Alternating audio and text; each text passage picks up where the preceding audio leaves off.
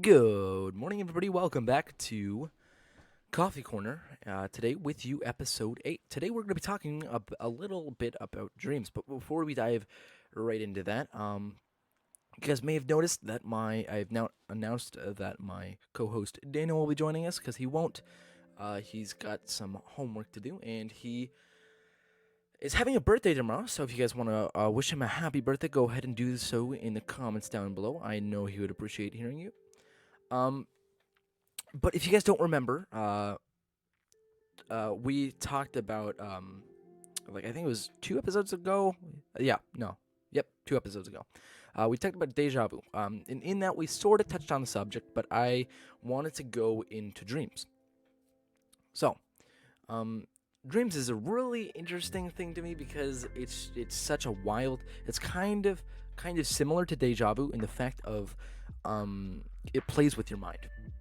You know, so that's why I love dreams so much, is because they confuse you so much. And um it's sort of like dreams are our minds kind of running away, and it's like a show turning on at nighttime.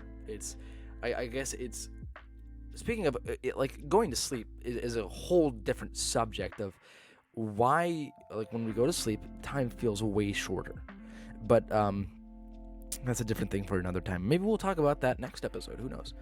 Um, but yeah, dreams are the mind running away to me, or a show. And I think it's your mind trying to fill space with events that maybe didn't happen that day, or maybe have happened, or have something that you even got from deja vu. Webster's dictionary describes a dream as a series of thoughts, images, and sensations occurring in a person's mind during sleep. The second definition is it's an aspiration, or that doesn't matter.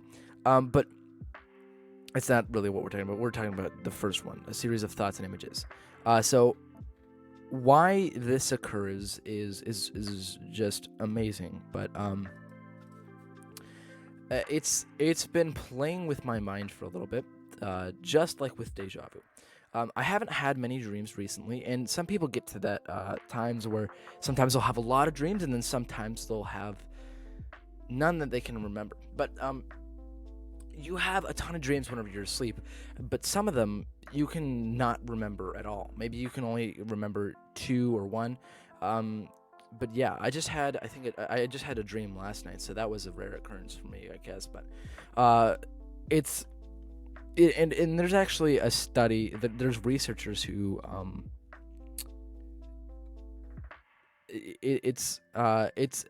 there's like researchers who have figured out that dreams are linked to parts of the amygdala. I don't know if I'm pronouncing that right.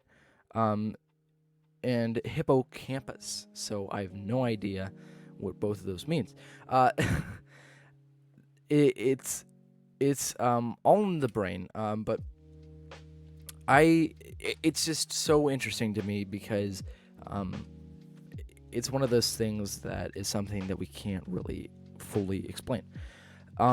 So dreams not happening is a very interesting thing. So like I talked about, is whenever you don't have a dream and you're just kind of there, and then you're not the next morning, so you'll go to bed, and then maybe you don't have a dream and you don't have something to fill that time, and in just a snap you wake up, and it's something so bizarre that you want to find out more about it. So, and these dreams can sometimes even give you creativity. I know a lot of artists, and not just like painting artists, but musicians who use their dreams for some of their work. And this is a very common occurrence. It's not like something rare that happens. It's something that happens actually really, really often. It's because some people are so inspired by their dreams. They know whenever they see it, they're like, that makes sense to me. And often it doesn't make sense to you, but to them, they saw it and they were there for that, and that just gave them the interest to make something out of it. And I think that's really, really cool. um and another like, this one time I had a dream, and I thought there was this Superman gun or something like that, that was in a specific place. I thought there was a toy in a specific place, and whenever I was dreaming, and I went to that place in the morning, and I found out that it was actually there, but it was a different toy. So that's all on a whole new level, because then you're talking about knowing something that maybe you've seen or you haven't, and it's giving you a destiny. I lost something one time, and I found it because of a dream, and I have no idea if that's because of the dream though, or if that's just because I saw it maybe, and I just chose to ignore it, and my brain was giving me a wake-up call like, hey, you saw this and you didn't go for it. So another like that's just wild to me, and tell me in the comments if you guys have had that same kind of thing happen to you. But another thing that I want to touch up on, that this hasn't happened to me, but lucid dreams. Now, some of you may be familiar with lucid dreams. And lucid dreams is so interesting because apparently it's bad for you, is what I've heard. And lucid dreams basically is a dream in which the dreamer is aware. This is the definition. A dream in which a dreamer is aware that they are dreaming. During a lucid dream, the dreamer may gain some amount of control over the dream, characters, narratives, environments.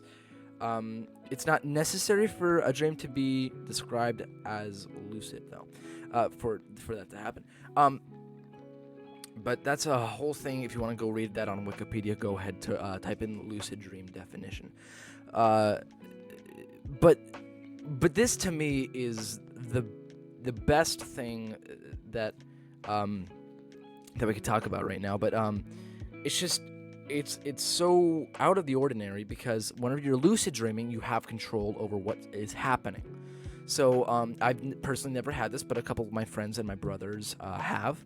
And they told me some of their experiences, but and that is something that you see maybe like in movies or something. I don't know how to describe it, but lucid dreams, whenever you gain control, like, you can basically realize mid-dream, like, oh, I'm in a dream, because you like get into a certain situation. So it goes from a normal dream to you realizing that you're in a dream, and then you start having a lucid dream, which is apparently bad for you. I'm not sure if that's actually true, but and then you start gaining control and doing what you want in your mind. I feel like there is some limitations, though. I'm not sure. But yeah, no, it's I feel like I've had brief sections in my dreams where I've been able to control it, but those were really small portions, and I envy the people who can have lucid dreams. If you guys have any lucid dream stories in the comments down below, please feel free to share. But being able to control what you do, it's just, that's insane to me. While you're in a dream, in a state of rest, and your body is under a state of regeneration and not being able to do anything. Another thing is realistic dreams. So you may be asking, what do I mean by realistic dreams? Well, I mean maybe something that it is a direct copy of what has happened that day, or something that may have occurred, or in the first person point of view. There's some of my dreams that occur in the third person point of view, and in the first person it's always cooler, I think. But realistic dreams to me are just things that, like dreams that are so nice, because it's kind of like a choose your own adventure book, to me anyway. Whenever I have a realistic dream, as I call it, I basically I think it's what I would have done if I made a different decision that day. If you guys know what I'm talking about, you know.